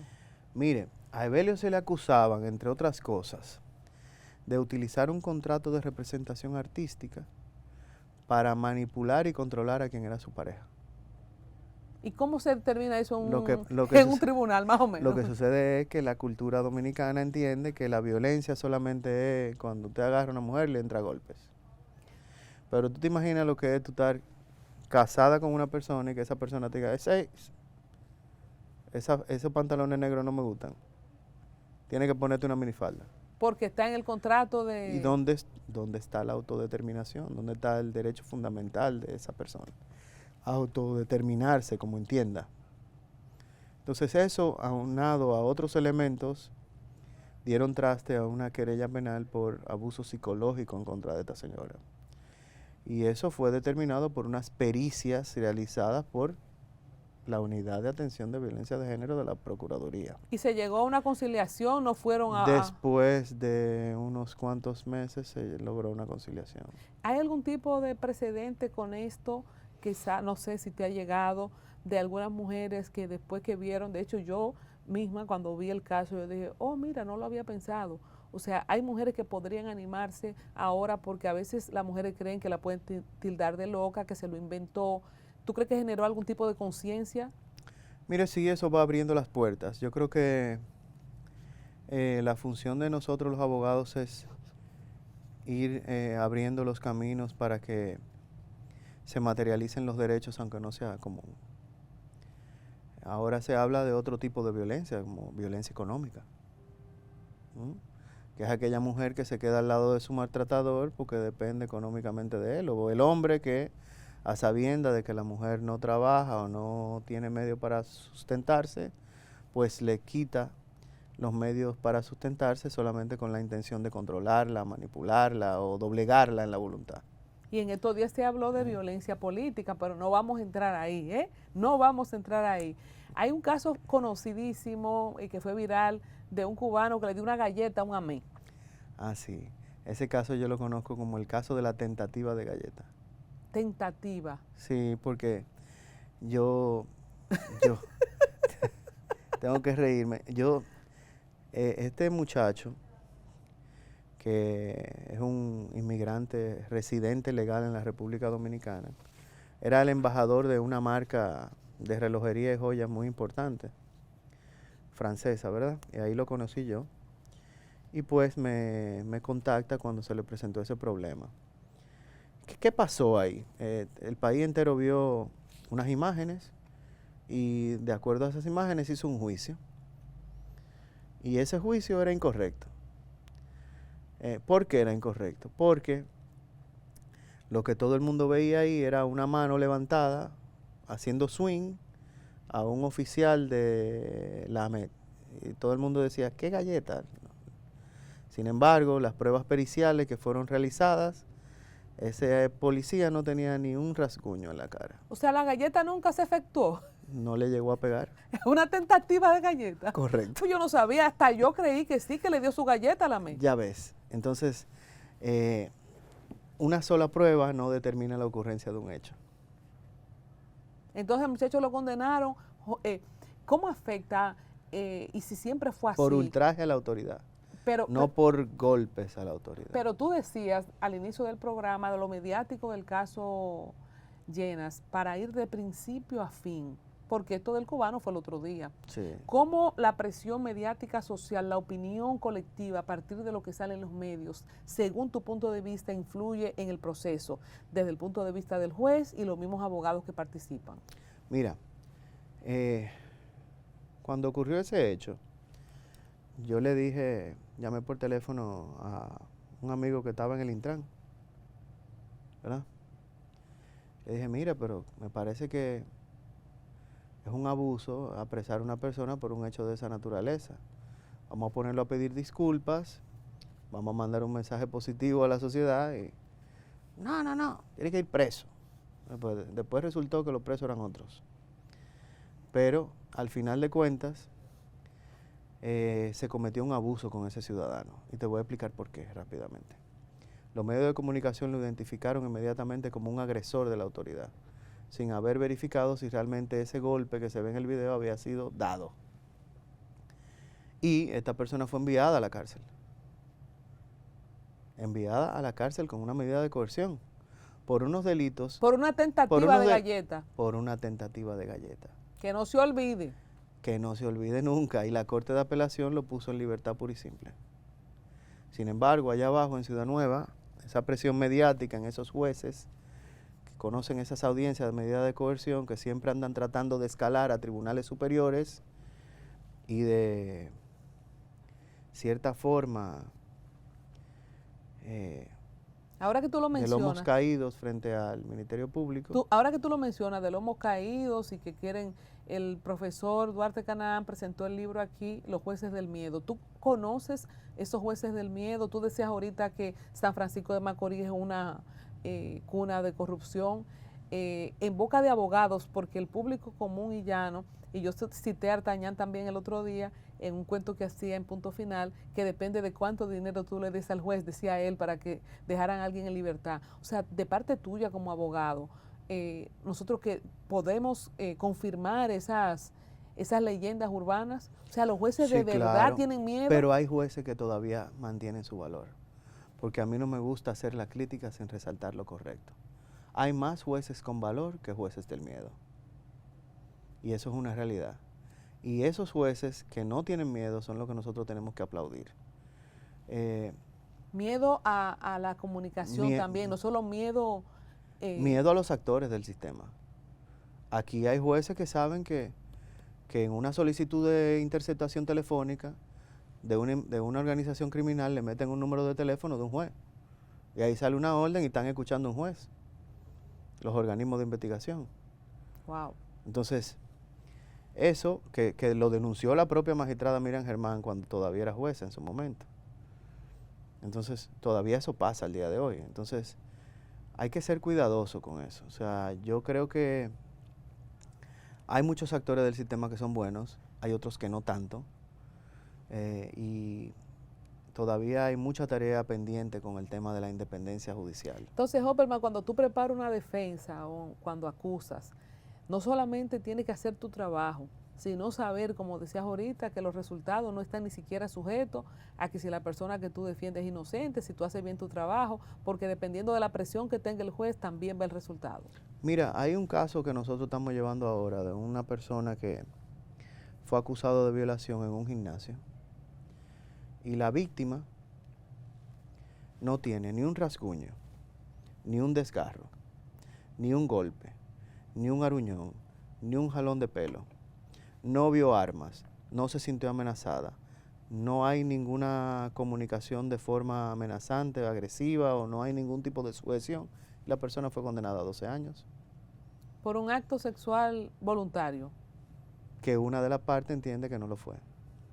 Sin embargo, no hay ninguna prueba que concatene que no lo fue. Porque había presión Pero mucha. mediática. Claro. Entonces, reitero, hay jueces, muchos jueces con valor, muchísimos. Pero también está esa cultura del juez del miedo, como dice Duarte Canán. Vamos al desalojo de Coca-Cola antes de llegar a la parte final. Qué dolor de cabeza. ¿Cómo fue esto? Mira. Eso ya es civil, ¿verdad? Eso fue civil. Llegó a nosotros. Mira, yo estaba recién incorporándome al ejercicio de la profesión luego del accidente. Todavía en silla de ruedas. Y llega un joven que fue al mismo colegio que yo con su padre en mi oficina para ver si yo podía ayudar a resolver ese caso que tenía conociéndose en los tribunales desde el 1981. Yo nací en el 1981. Analizando el proceso, nos entregan documentos y vemos que había una sentencia que ordenaba el desalojo de ese lugar, y esa sentencia nosotros la verificamos, la certificamos y procedimos a realizar el desalojo. Un total fiasco. Allí los empleados de Coca-Cola hicieron una defensa material del lugar y tiraron cientos de botellas. La policía frenó el desalojo aún cuando había un juez de paz ahí, aún cuando había una sentencia. O sea, se trató de un abuso de parte de las autoridades respecto de ese proceso. Posteriormente, aparentemente las partes se pusieron de acuerdo. Pero la realidad es que el momento que se vivió ahí fue bastante álgido. Y fue mediático también. Bastante. ¿Te persiguen los casos mediáticos? ¿Se hacen mediáticos a partir de tu participación o es una coincidencia? Te voy a hacer una pregunta. ¿Tú habías escuchado del caso de Liz María de mi parte? No. Ese caso ya fue a la Suprema Corte de Justicia y ese señor está condenado a 30 años de manera irrevocable. De todo se aprende en la vida. A veces no siempre hay que decirle que sí a ustedes. Entonces, los casos no se vuelven mediáticos porque uno los lleve a los medios de comunicación, sino porque ustedes buscan información. Y esa búsqueda de información, pues, es consona con el derecho que tiene la población de ser informada. Lo que yo entiendo es que la información que debe servirse sobre esos procesos tiene que ser lo más certera y clara posible. Vamos a hablar de corrupción administrativa pública. Estás en el caso Medusa, caso Calamar, y vamos a hacer un paralelismo con los casos que se llevan ahora. Por ejemplo, ahí están también los hermanos de Danilo, los generales de Danilo, versus los procesos de este gobierno. No sé qué te pareció, cómo fue apresado Hugo Veras, viene con un programa de investigación que hace Alicia Ortega, si los medios, siguiendo en la línea de los medios de comunicación y cómo se actúa a nivel de los procesos judiciales. Es necesario que se filtren los expedientes, filmar a la gente cuando lo sacan preso. Se le ponen 18 meses, en el caso de Hugo se la variaron antes, pero se le hace una condena previa y después entonces la gente sale y no sabemos en qué quedaron los expedientes. Lo que pasa es que eso ya está descrito en la literatura y eso se llama lawfare. Eso es una guerra de la ley con fines políticos. Lo que se hace es que a la persona se le adoba socialmente, se le acerca a la crítica, se le critica mediáticamente, se le relaciona con hechos gravosos para que pierda apoyos. Posteriormente se le somete a la justicia y se le impone una medida de coerción. Una condena previa de 18 meses en la cotilla. Una condena anticipada de 18 meses. Y eso no nos lo inventamos aquí, eso tiene años pasando. Ya pasó en Perú, ya pasó en Brasil, ya pasó en Colombia, pasando en México, ahora pasó en Estados Unidos. Es un juego político. Eso es parte de las dinámicas que se van dando en las zonas geográficas. Ahora le tocó a América. Entonces, pero eso también tiene una segunda parte, que es el proceso donde están otros países, que es determinar quiénes utilizaron la justicia con esos fines y por qué y cuáles derechos se violaron. Entonces ahí después termina un Lula absuelto y llevado de brazo por el pueblo hasta la presidencia de la República. ¿Puede pasar a eso con alguna de las personas relacionadas a Danilo Medina o según algunos dicen? No creo. La comparación es odiosa, pero no creo. No creo. No creo. En lo que representa Lula para Brasil, ningún político lo representa para la República Dominicana. Ninguno. ¿En qué punto está esos dos casos? ¿A quién tú representas en el caso Calamar?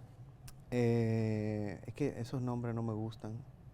Yo fui el primer abogado que dijo que utilizar nombres de animales para identificar a seres humanos era violatorio de la dignidad humana. Qué y bueno, me quisieron comer. pero qué bueno que tú lo en las recuerdas, redes es verdad sociales. que tú lo dijiste. Eso Y, es nuevo. y después un juez ordenó eliminar la palabra pulpo del expediente de Alexis Medina. Pero Entonces, se le sigue diciendo ustedes antipulpo. lo pueden decir en la calle, pero en el tribunal no. Pero esto es un invento de la Procuraduría de Jenny. O de la señora Miriam. No, porque antes es de Miriam que se usa eso de los... Yo nunca Sí, había fue en este escuchado. gobierno, ¿verdad? Así fue que empezó. Yo nunca había escuchado que se le pusieran ese Entonces tipo ya de se le nombres. puede poner nombre a todo, incluido lo de los policías que le pusieron Pandora. Si esto es una Me impronta de imagino esta me gestión. imagino que por la caja de Pandoras.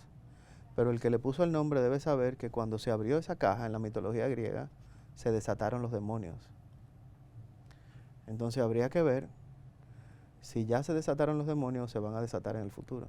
Entonces, no sé, no conozco intríngulis de ese caso. Pero ¿Cómo debería llamarse el ejemplo, caso Calamar entonces? bueno, ese es el caso donde está Donald Guerrero y es un caso de una supuesta estrategia para desfalco contra el Estado. Que se devolvió dinero. Ahí que está el tema de Mimilo Ahí Jiménez. están unos supuestos principios de oportunidad donde aplicando una discrecionalidad extrema, el Ministerio Público decidió perdonar a los autores materiales de ese hecho. Entonces, habrá que ver cuál será el desenlace final de ese proceso. Pero yo creo que habiendo pasado eso, ese proceso simplemente murió. Porque no es posible que usted perdone al autor material del crimen y al otro, entonces usted lo lleve al patíbulo. Dice que tú sueltas un tiburón para agarrar una ballena. No, al revés. Tú sueltas la ballena para agarrar un tiburón. Para agarrar una tilapia. Es correcto. Entonces, no creo que... Entonces, ¿en qué punto está? Ellos están acusados de que... Esos casos, por ejemplo, el caso de... Donald estuvo preso, ¿verdad? Sí, el caso de Donald Guerrero se encuentra instruyéndose para comenzar la instrucción. Todavía no ha comenzado la instrucción del proceso. ¿Cómo? Sí, porque es que son casos muy grandes y muy voluminosos. Yo tengo que reconocer que yo no tengo la capacidad para ejercer los medios de defensa en la forma en que esos expedientes están planteados. 12,000 páginas tiene el de Jean Alain. ¿Cuántas páginas tiene el de Donald? Muchísimas también. El único que no fue preso fue Gonzalo, de verdad, de ese grupo. Fue de arresto domiciliario. ¿A quién tú representas ahí? A la señora Princesa García. Que está acusada como... Está acusada de supuestamente recibir unos sobornos como funcionaria pública del Ministerio de Hacienda. Sin embargo, en el expediente no hay ni siquiera asomo de prueba de eso. En el caso Medusa, que es el caso que involucra a Jean Alain, ahí tú estás defendiendo a una persona totalmente inocente que se llama Miguel José Moya, que no pega ni con chicle dentro de lo que se describe en el expediente. Y cuando digo que no pega ni con chicle es que en el expediente se describen una serie de acciones de distracción y de cobro de comisiones y su expediente, o sea, de lo que se le acusa a él no tiene nada que ver con eso. A él se le acusa de tener un contrato con la institución y de que la institución entiende que los servicios no se han dado en la forma en que la institución lo entiende que se debieron dar. Es decir, un caso totalmente civil que debería llevarse en el Tribunal Superior Administrativo llevado a la jurisdicción penal. Eso es vergonzoso. Aquí, Hopperman, voy a sacarte del abogado para ponerte en el rol de comunicador y de analista también. Sí ha dado resultado y sí ha sido efectivo el uso de la guerra de la ley, como tú le llamaste, lawfare, para los fines que fue hecho, porque está descuartizado completamente ese sector de la política dominicana que gobernó con Danilo Medina. Sí, pero eso tiene una fecha de vencimiento. Es como cuando uno era pequeñito, que lo mandaban los papás de uno, baja allá abajo al primer piso a buscar agua, y la luz estaba apagada. La primera vez que uno iba, pues, totalmente a oscura, tanteando a ver que no fuera a salir el cuco detrás de la puerta. Pero ya con el tiempo, esa costumbre deja de infundir miedo. Y eso es lo que pasa en el tema del lawfare. Con el tiempo, ya los medios de comunicación se sobresaturan, ya la sociedad se sobresatura de esos temas, ya pierde legitimidad lo que se hace de parte del acusador. Bastaría con ver los comentarios en las redes sociales sobre todos estos procesos y tiene como un desgaste. Habíamos tenido un procurador preso, como en el caso de Jean Alain. No. Mira qué diferencia. Y qué bueno que pusiste ese tema. Los militares o policías del caso Pandora, si la información que salió en los medios de comunicación es correcta, fueron enviados a operaciones especiales. ¿Sabes lo que es operaciones especiales? Sí. Es una base de la Policía Nacional donde tienen una cárcel para cuestiones internas. Sobre el argumento de que esas personas, como eran policías, no pueden ser llevadas a una cárcel común. Sin embargo, Jean Alain Rodríguez, que dirigió la política de criminal del Estado durante 4 años, fue llevado a Najayo, cuando debió tener el mismo argumento a la hora de determinar el lugar de cumplimiento de la medida de coerción. Lo mismo pasa con el general Cáceres Silvestre. Entonces, y así otros generales que también fueron llevados hasta la prisión de Najayo cuando pudieron ser llevados a operaciones especiales. Pero en el caso de ¿Qué dicotomía más grande? Pero en el caso de los generales aplicaría, pero Jean Alain no es policía, es un civil. Es un civil, pero dirige la investigación penal. Vuelvo y te reitero. ¿Qué tanto de venganza tú crees entonces que hubo con Jean Alain? ¿Quién tú crees que dirige una investigación realizada por la Policía Nacional? Por supuesto. ¿El policía o el Ministerio Público? El Ministerio Público. Entonces, no solo Jean Alain, cualquier Ministerio Público en un proceso debería también estar en una cárcel especial. Correcto. Él fue el preso que más duró, Jean Alain. ¿Alguna particularidad? Yo no sé si fue el que más duró. Sí, acuérdate que nada más 18 meses y duró un poco más de 18 meses. Duró un poquito más, sí, me imagino. Que ya entraba la ilegalidad. Me imagino. No, e incluso se argumentó sobre la base de que eso era un plazo que no podía calcularse matemáticamente. ¿En qué quedó eso? ¿Cuándo va a tener un fin? ¿Se están leyendo las 12,000 páginas? No lo sé, pero habrá que leerla de nuevo porque empieza el juicio. Y en el juicio... O sea, ahora es que empieza el juicio. Señores, presten atención. ¿Usted se recuerda la lectura de esa acusación en instrucción? ¿Cómo la leían? ¿Usted escuchó alguna vez una subasta de vacas? Así se leía. En el juicio no se puede leer así, porque el imputado tiene que escuchar y entender lo que se está leyendo. Por eso yo digo, y coincido plenamente con lo que expuso Jorge Subero Isa, esos casos son injuzgables. Y como son injuzgables, son indefendibles. Por eso yo te dije ahorita que yo me considero sin condiciones para defender un caso de esa naturaleza. ¿Tú sabes por qué? Porque no es cierto que alguien ha podido imprimir, hojear, subrayar y resumir lo que 50 fiscales o 60 hicieron durante 18 meses de investigación. Eso no es posible hacerlo. ¿Y es primera vez que se presentan esos casos tan voluminosos en número de páginas? ¿O tenemos precedentes? Es la primera vez. Si Subero Isa es el nuevo procurador general, como se ha dicho, ¿veríamos una variación en esta política de lawfare, como tú has mencionado? Yo sé, bueno. Que fue mi jefe, Subero. Qué gran pregunta. Lo que pasa es que la magistrada Miriam también venía con un mote de garantista desde sus funciones como juzgadora. De hecho, era la única persona que se le plantaba a la Policía Nacional y la antigua Dirección de Drogas cuando habían sentencias de amparo que no eran ejecutadas por la Policía Nacional. Pero hoy en día uno tiene sentencias de amparo en contra de la Procuraduría General de la República y ellos no hacen nada. Sin consecuencias, escucha bien. Cuando aquí se sepa el desorden que hay con los bienes incautados y el reparto que hay con el tema de los bienes incautados y el desacato de sentencias que hay, estoy seguro que habrán expedientes. Para el mismo personal de la Procuraduría. Estoy seguro. ya que nos metimos ahí, ¿tú crees que doña Miriam Germán Brito ha sido la procuradora con plenipotenciaria que hubiéramos esperado, o hay sectores que no dirige ella adentro? Porque algunas de las cosas que ha dicho en medios de comunicación, como una carta que salió en presencia mía, o sea, a mí me da la impresión como que hay cosas que no es su verdadera voluntad lo que están pasando, cosas que han pasado que no es lo que ella de verdad quisiera que pase, o ella no tiene el control total de la Procuraduría. Es que ningún procurador que llegue al Ministerio Público tendrá ningún control sobre el Ministerio Público. El Ministerio Público es un órgano de carrera. Sus miembros son de carrera. El procurador que llega ahí tiene que trabajar con el capital humano que encuentra. Ahora, que no exista la voluntad de hacer valer o imponer su criterio, ya eso es otra cosa. Pero, por ejemplo, tú dijiste, ella venía con una actitud garantista, pero ahora no se ve esa... No se ve. Tengo que reconocerlo, entonces, no se ve. esa no es su impronta, entonces. Ella quisiera, esa no es lo que ella bueno, haría. pero es que yo como abogado la recuerdo por eso, no por esto.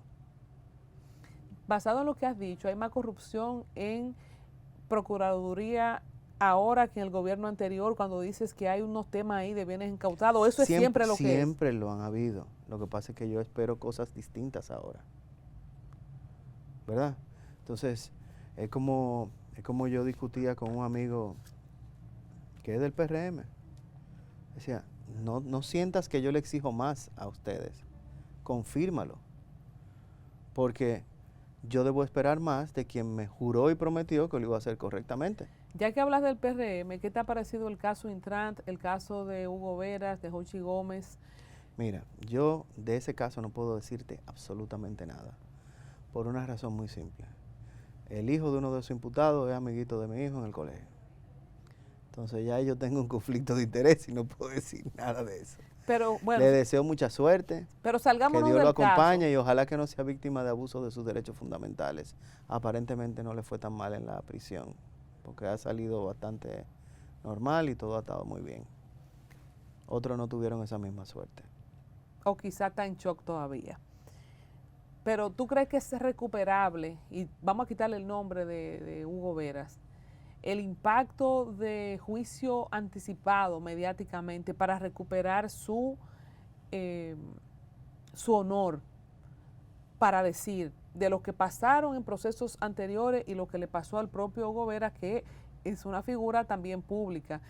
Ya para cerrar, en la línea de lo que dijimos del doble expediente y de cómo se abusa mediáticamente y de cómo se filtran todos los datos por parte de la Procuraduría, eso al final, ¿quién te lo resarce? ¿Hay alguna forma de tú demandar para atrás al Estado? La gente que estaban en Odebrecht, muchos de ellos que tenían perfil presidencial, como yo decía en el caso de Julio César Valentín. O Temístocles. O Temístocles, que, o sea, ¿cómo es esto? O sea, cualquiera te puede hacer un expediente, te estruja en los medios y después no pasa nada. Miren, yo creo que ya como sociedad hemos entendido la importancia del Ministerio Público. Acabamos de pasar por una reforma constitucional que pretendía darle una independencia al Ministerio Público y se quedó en la I. No completó la palabra completa. ¿Por qué? Porque el método de escogencia es prácticamente el mismo, lo único que con el voto y el sedazo del Consejo Nacional de la Magistratura y con la inamovilidad más corta que existe en la Constitución de la República, 2 años. Es decir, todavía no le hemos dado la importancia que merece. Ahora, ese Ministerio Público, para que nosotros podamos realmente avanzar, tiene la sociedad que entender que también tiene que tener internamente régimen de consecuencias. No es posible que para yo someter un Ministerio Público yo tenga que someterlo a su compañero. ¿Y cómo sería? Me explico, entonces? Imagínese usted que la acusación de Gonzalo se la llevaran a Danilo. Eso es lo que pasa con el Ministerio Público actualmente. Planteas, ¿a quién se le llevaría? O sea, porque tiene que ser un Ministerio Como Público. sociedad tenemos que empezar a tener esa conversación. Como sociedad hay que empezar a hablar de eso. Hay que empezar a ver de qué manera a quien tiene ese poder tan absoluto. ¿Son dioses entonces? Más de ahí. Míreme, te investigan, te meten preso, usan tus carros, viven en tu casa, te escuchan tus conversaciones, ven tus fotos privadas, se ríen de ellas, hablan mentira en las acusaciones y tal vez verdades. Y no tienen consecuencias. Y nadie dice nada. Mire, Entonces, yo creo que por ahí deberíamos iniciar otra serie de lo que hay detrás del Ministerio Público. Entonces, eso, como sociedad, si realmente queremos avanzar y evitar esos abusos procesales, hay que empezar a hablar de las consecuencias para los que, teniendo todo ese poder en las manos, lo utilicen con fines distintos para lo que fue creado. ¿Te ha llegado algún caso de una persona dañada por un tratamiento público de un caso X y que resultó ser inocente? ¿O aquí nadie se querella? Porque, exacto, ¿contra quién nos vamos a querellar? Te voy a poner un ejemplo. A una persona le investigan por lavado de activos. Inmediatamente los bancos comerciales le cancelan los productos a las esposas, a los hijos, a las compañías donde esa persona es accionista, aunque no sea gerente, aunque no tenga ningún control sobre ellas, etcétera. O sea, solamente una acusacioncita, una solicitud hecha por el Ministerio Público que tenga esas palabras es suficiente para afectarle la vida a una persona. Te voy a dar otro ejemplo. No sabíamos que tenía tanto poder el Ministerio Público. Te voy a dar otro ejemplo.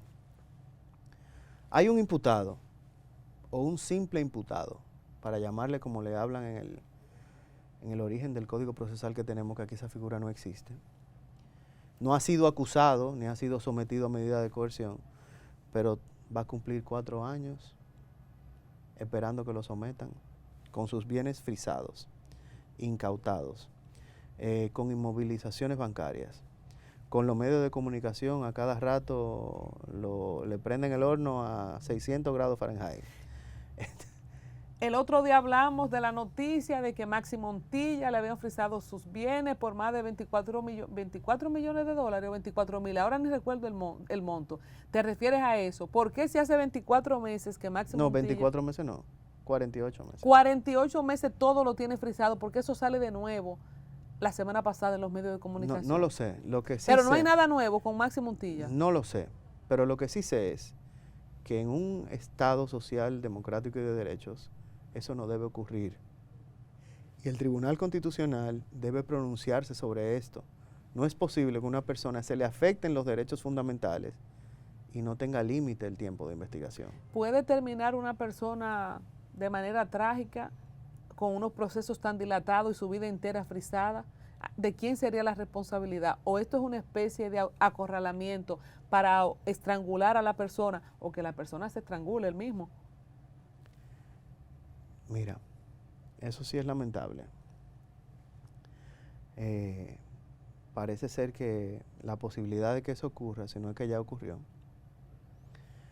a algunos nos crea preocupación y a otros satisfacción. Porque se entiende que si al Ministerio Público no se le teme, no hay terror sobre sus poderes absolutos, entonces no hay una buena gestión del Ministerio Público, y es todo lo contrario. El Ministerio Público es un órgano que forma parte de la administración pública, que brinda servicios a la sociedad y que debe ser cercano a la sociedad, y que su función principal es imputar cuando haya que imputar, y a partir de ahora pues ya no tendrá la política de persecución penal del Estado, sino que eso también pasará aparentemente al futuro Ministerio de Justicia, así que se llega a aprobar. Y mientras eso ocurra, quedará en manos del Ministerio Público. Entonces, ojalá que todas estas discusiones, todas estas preocupaciones que algunos tenemos, abogados, correcto, porque la mayoría de los ciudadanos no manejan ese tipo de información, pero que esas preocupaciones empiecen a llegar a personas como tú y que puedan interrogar y preguntarle a sus invitados respecto de estos aspectos. Sería bueno preguntarle a algunos de esos imputados del caso de Brecht que fueron absueltos, cómo han podido recuperar su vida, si es que acaso lo han logrado. ¿Cómo lograron salir de esa prisión autoimpuesta? Porque una cosa es que tú no estés en Najayo preso, pero otra cosa es que tú estés en tu casa preso tú mismo. O gente que no ha fruto podido... de la vergüenza por una acusación que tal vez tú no te has podido defender correctamente o que ya fuiste condenado mediáticamente. A alguna gente le tocaron los cuchillos en restaurantes. Ni siquiera pudieron recuperar su vida social. Bueno, nos tenemos que ir con José Martínez Hopperman con la pregunta de tus abogados más admirados. Conociste a Artañán Pérez, trabajaste con Eduardo Jorge Prats y con Milton Ray Guevara, que son como de tus grandes formadores. Mira, yo no trabajé con Eduardo, no he trabajado. Y con el profesor Milton tampoco, fueron mis profesores en la universidad. Exacto. Profesores de la universidad. De todos esos, el que más admiro es Milton Rey, quien demostró con hechos que no importa la preferencia política que alguien pueda tener, lo que importa es su comportamiento frente a las instituciones que dirige. Y dirigió el Tribunal Constitucional de una manera brillante y sin ningún tipo de crítica hasta este momento. Y eso nos confirma que la independencia no está en los colores políticos, sino en el interior de cada una de las personas. Y es un ejemplo que deben seguir otros. Creo que la República Dominicana no pudo tener un mejor presidente del Tribunal Constitucional, el primero, que Milton Rey. Una pregunta, te voy a hacer un bonus al final de 3 preguntas.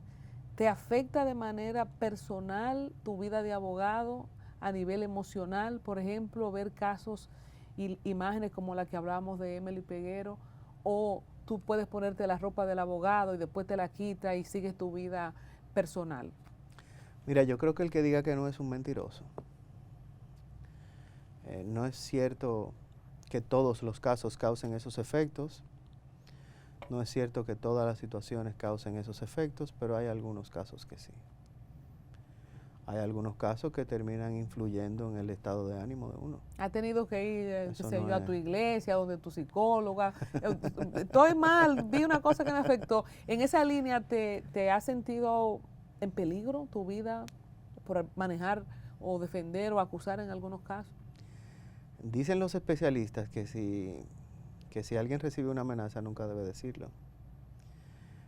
Porque si hay otros con interés de dañar, pues tal vez se sumarían a esa amenaza, ¿verdad?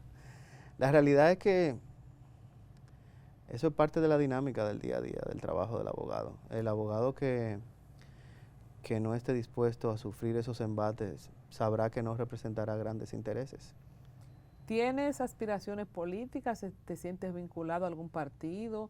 ¿Te han relacionado con gente del PLD por ser abogado de alguno de estos casos? Mira, yo creo que como comentarista en Usted Tiene la Palabra, no ha habido ningún otro que le diera con el bate más duro al PLD que yo. No tengo ninguna vinculación con el PLD, ninguna, que no sea el ejercicio de mi profesión, como lo he tenido en otros momentos. Tengo más amigos en el PRM que en el PLD. Y mucho más tenía en el Reformista Viejo de Balaguer, que ya desapareció. Bueno, quedan las siglas por ahí. No me interesa la política partidaria, me interesa la política desde otra óptica, de la óptica de contribuir a la sociedad para que genere su idea de lo que ocurre en la vida nacional, que hoy en día es difícil que la información les llegue de una manera digerible, masticable, cuando se habla de temas tan complejos como reforma constitucional o reforma tributaria, etcétera. Esa política, la política del bien común, la política altruista, la política de contribuir a la mejora de la vida de las personas, esa sí me interesa, pero no la política partidaria. Esta semana dijo Victoria ayer que están vueltos locos algunos funcionarios y que él no lo va a ir a ver a Najayo. ¿Cómo te has preparado tus trajes, tu maletín y tu cosa? Porque ahora hay muchos casos para defender, según dice el senador. Prepárate que va a tener mucho trabajo. Pero será en otro gobierno que yo... No, pero están metiendo preso en este gobierno, Hopperman. Sí, claro. ¿No viste? Y en el de Danilo metieron preso Y también. el presidente dijo... ¿Tú te acuerdas que en el de Danilo metieron preso a gente también? Sí. Claro. Funcionario. Hoy el presidente del PLD, no era Temístocles, el presidente en funciones. Ah, sí, el odio de Brex. Eso vino de fuera, Hopperman, había que actuar ahí. Hay otros casos que están viniendo de fuera también. ¿Tú crees que pase algo así? Y no pasa. No sé. Bueno, quiero seguir siendo tu amiga porque sé que vas a hacer mucho dinero con el anuncio que ha hecho el presidente y el senador Victoria Yep. Muchas gracias. Siempre a la orden. Hopperman, ver tu crecimiento, ser parte de tu generación, Gracias por dedicarme este tiempo, por el trabajo que has hecho y repasar también, y para los estudiantes de Derecho, conocer lo del doble expediente, el juicio público, los jueces del miedo a nivel de la parte de opinión pública y todo lo que hemos aprendido contigo el día de hoy. Muchísimas gracias. A ti también.